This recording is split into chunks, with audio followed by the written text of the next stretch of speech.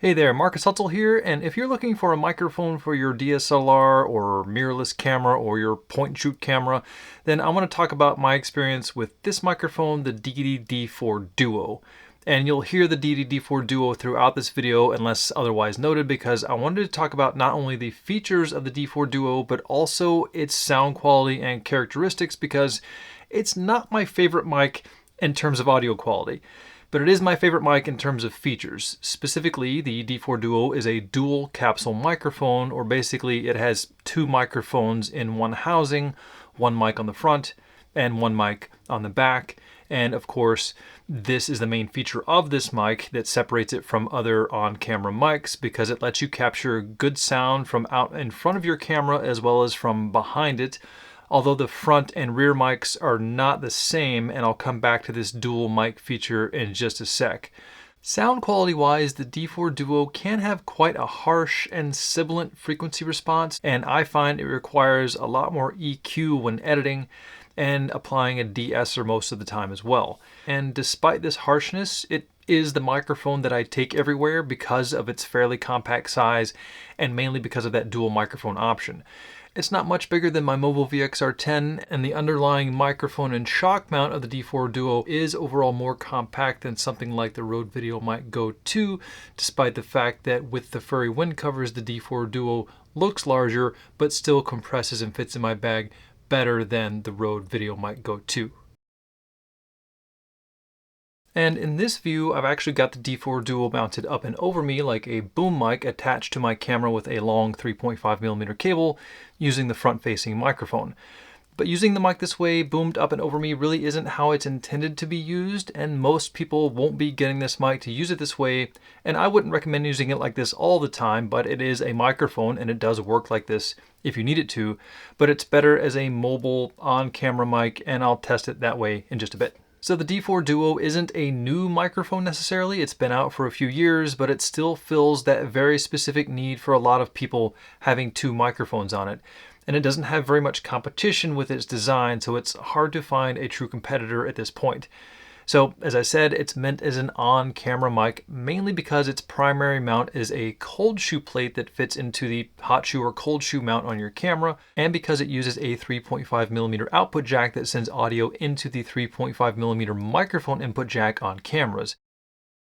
And it requires the 3 to 5 volts of plug-in power from the 3.5mm jack that is provided by most camera preamps. So it's easy to just pop on top of your camera, plug it in, and vlog or do walk and talk style of filming.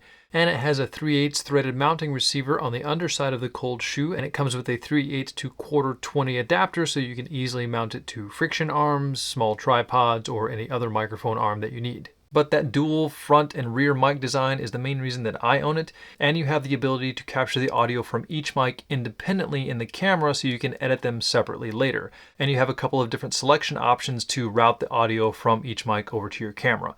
Now, most microphones in general are unidirectional microphones. Microphones like the Rode VideoMic Pro, the Movo VXR10, the Rode VideoMic Go 2, this SM58, or even shotgun mics. They all only have one mic capsule that captures sound the best in the direction that they're pointed, which means they don't capture sound very well from behind them. So if you have a standard unidirectional microphone on top of your camera, like this Movo VXR10, and then you are behind the camera and therefore behind the microphone, still talking or vlogging, the sound of your voice will get lower and sound muffled like it does now. Whereas the Deity D4 Duo solves that by having that rear microphone, so if you need to vlog like this out in front, but then spin the camera around and film something out in front of you while still needing to capture your voice, you can still be heard well without sounding muffled or far away. But keep in mind, I'm not using the furry wind covers at the moment just so you can see the microphone better, but you have to be careful, especially when you're this close to the mic, because you can distort it. So I would just recommend keeping the furry wind covers on at all times to just avoid any wind-borne distortion. Alright, so we'll go back to the microphone being mounted up and over me. So both the front and the rear mics on the D4 Duo are still both unidirectional or cardioid pickup pattern microphones. It just has two of them. And it's not a stereo mic. It's not really designed to capture stereo or left and right sound. It's just a way to record two microphone channels into your camera and edit them independently later, because the front and rear mics are not identical. The rear mic is less sensitive than the front mic because it's generally assumed that anyone behind the camera is most likely going to be operating the camera and therefore usually going to be much closer to the microphone. Like maybe a quick vlog interview where someone you're interviewing is a little bit further from your camera so you can frame them up nicely, but you were slightly behind the camera and wanted to ask them questions while capturing your questions on one channel and their answers on a different audio channel so you can edit those later. Or again, if I'm doing a vlog kind of like this, I would need to set my audio levels for this distance of me to my microphone, and then maybe I would want to spin the camera around. And of course, I'm now much closer to the microphone, and since the rear microphone is less sensitive, I don't have to check and adjust my audio levels just because I'm closer to the microphone. The audio level I have set on my Sony a7 IV here is good for the rear mic, as well as the front mic, given that I'm now further away from the front mic because I have to hold the camera further out at arm's length. Hang on, I gotta remount the microphone up there real quick. All right, there we go. So if the rear mic were as sensitive as the front mic, you would be at much greater risk of clipping out the audio because of the typical distances you would be from each microphone. And keep in mind that since the D4 Duo is using a single audio input on your camera, and input jacks on cameras like this usually only have a single audio setting which sets the audio input level at the camera, you can't set the level of the front and the rear mic on the D4 Duo independently. Also, one last thing to note is that 3.5mm inputs on most cameras are actually stereo inputs, so they expect and record a left and a right audio channel.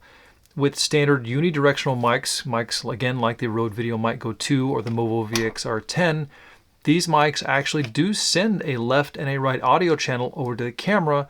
They just send the same signal to both the left and the right channels of your camera, so you get the same audio in the left and right audio channels on the recording, and your sound then comes out of both the left and right speakers wherever it's being played back. So how does the D4 Duo work then with its front and rear mic capsules going into a stereo input on a camera? Well, there are two operating modes with the D4 Duo which are set with this small selector switch on the mic.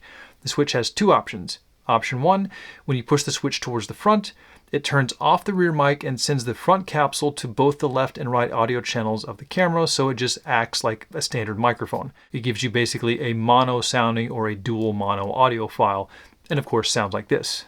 Option 2, and I would recommend using headphones to listen to this portion, if you put the switch in the rear position, it sends the front capsule to the left audio channel and the rear capsule to the right. And if you're new to this, you might think, that's odd, because who wants to listen to two people talking with one person all the way on the left and one person all the way on the right, or your voice on the left and right when you switch mics? Well, nobody really wants to listen to the audio that way, but mics like this are simply taking advantage of the independent left and right audio channels on cameras like this to record its two microphones to two different audio channels, so you can edit them independently later, so you can EQ them differently, or mute or amplify one channel or the other. And you'll most likely want to put both channels center so that your final audio sounds appropriate on stereo speakers or headphones. It's a great feature, but again, will require editing. Check. And the D4 Duo actually has an additional 3.5mm audio input jack on the mic itself. You can use the input jack to plug in some other mic or audio source, either another 3.5mm mic like the Movo VXR10, and record with two mics that way. Like maybe you wanted to have two mics facing forward using the D4 Duo's front mic, and then something like the Movo VXR10 as another front-facing mic. Or you could use it to plug in a wireless receiver like a Rode Wireless Go or other wireless lav system, and then use a lavalier or clip-on mic as your second audio channel instead of using the rear mic on the D4 Duo. And here's a quick example of that. I've moved the D4 Duo down to this camera, and I've got this Rode Wireless Go plugged into the input jack on the D4 Duo, and I've got that one output jack of the D4 Duo going into this other camera, and I have the selector switch on the mic in the rear position, because putting that selector switch in that rear position sends the front mic again to the left audio channel and the mic or other audio source you have plugged into the input jack on the D4 Duo goes to the right channel. So if I just show you my edit, I'll just take this microphone and either duplicate the right channel over to the left or just pan it center, and now as I keep talking, my voice will be centered up using the audio from this microphone while that one is currently muted. But using the input on the mic like this for something like a wireless lavalier mic is a great option because you can still get the on-camera mic sound if you need it, but then you can move further away from your camera with your clip-on mic for either backup audio, or maybe that microphone is on your talent a bit further away from the camera, but once again, you'll need to pan them back center in your editing software. And this is just an option to record two different mic sources into the camera, but not always have to use the rear mic as one of those options. Hang on, one more remount of that microphone up there, stand by. So overall, the different options you get with a dual capsule microphone like this are great if you're using cameras with only single 3.5mm stereo inputs, and if you want or need to capture two independent mics on different channels, and if you know you are going to probably have to edit your footage. This is the mic I keep in my bag specifically for this dual feature.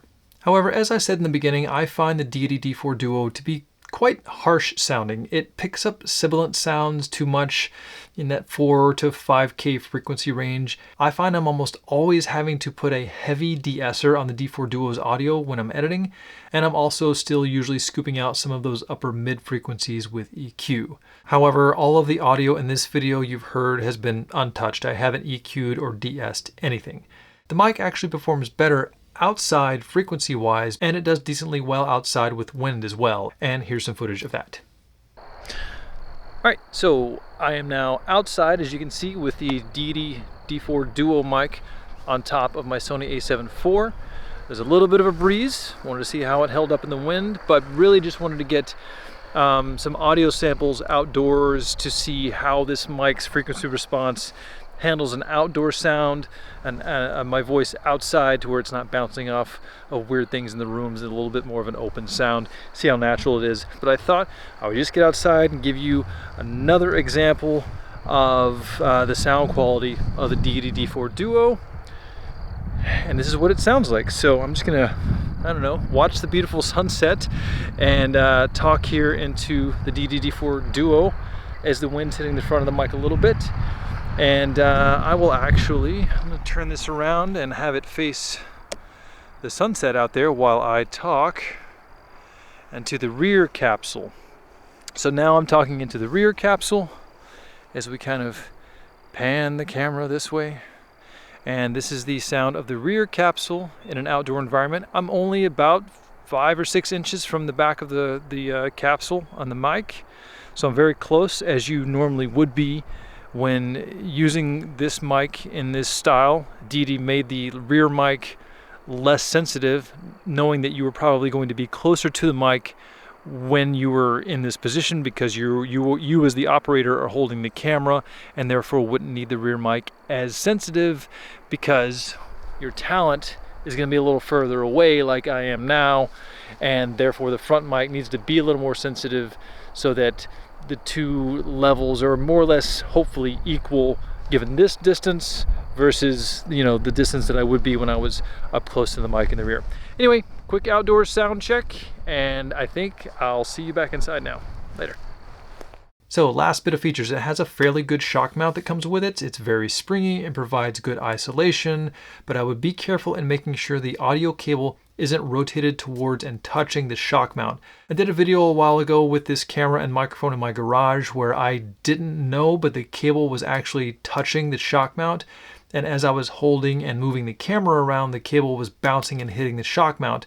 And that audio, that clicking audio of the cable against the shock mount, was picked up by the mic and got into the recording, and I couldn't do anything about it. So let me see if I can demonstrate this for you real quick. And you can see right here, the output jack of the mic is very close to the shock mount, and when the cable is rotated properly, the cable does not hit the shock mount. But a couple of times the cable was rotated far enough forward where it was touching the shock mount, and then I didn't listen immediately, and it was doing that. Not that I'm shaking the camera that much all the time, but it can happen when you're walking and talking and being mobile with a microphone on top of your camera. So always a good reason, another reason to listen with headphones, even if it's just a small pair of earbuds, and always make sure that that cable is rotated as far away from that shock mount as possible, even when you are using the furry windscreens. Hang on. Because the furry windscreens can further obscure your view of seeing this problem, so when recording audio, just always use headphones. So I'll let you make up your own mind on whether or not you think that this microphone sounds harsh or sibilant. When I was listening back to the edit for this video, I hear it when I say words, those S words like she sells seashells down by the seashore. It's there. If I just that may or may not come through well depending on the device you're listening through. But it is present, and as someone who's been doing audio for a long time, it's there. It's just something you have to be aware of. It's something you can fix in post-production with EQ, but hopefully you've heard enough sound samples from this microphone in an environment like this to make up your own mind, and hopefully the sound sample that I provided outside was enough to help you also make up your mind. So I think that's it. Again, this is the microphone that basically stays in my to-go bag every day so that I know I have a microphone that I can record 2 different audio channels and record those separately into my camera so I can edit them separately later. It just gives me that flexibility, and also I am the type of person that is always going to be editing my footage. I'm rarely just recording and handing off to someone, so I have no problem knowing that I need that extra editing step. If you found this video or any of my other content helpful, you know where that like and subscribe button are, and hitting those buttons absolutely helps my channel and helps me keep bringing you videos like this. I really like doing it. I hope you've enjoyed this, so see you next time. Later.